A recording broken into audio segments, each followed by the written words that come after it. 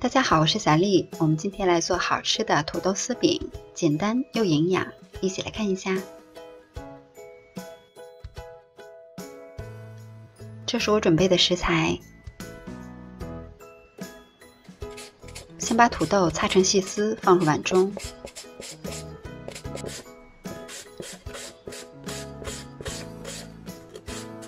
胡萝卜擦成细丝，放到一起。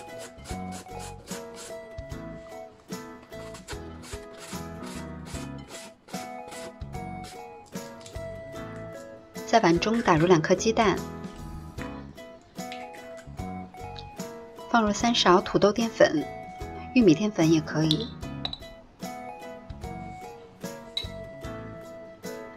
加入少量的花椒粉、鸡粉、葱花，再加入适量的盐，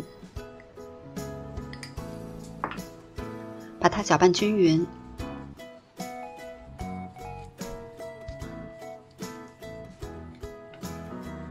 锅中热油，放入适量的土豆丝，整理成小饼的形状。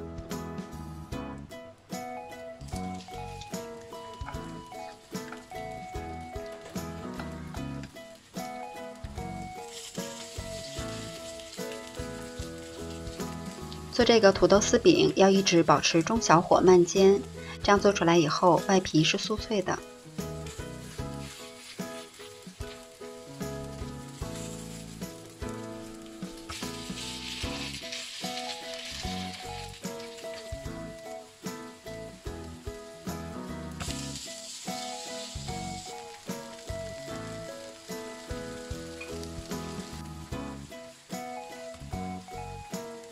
像这样煎至2面金黄，就可以出锅装盘了。这样做出来的土豆丝饼，外皮焦脆，口感特别的好，大人小孩都会喜欢，你也试一下吧。我是小丽，感谢您的收看，明天见。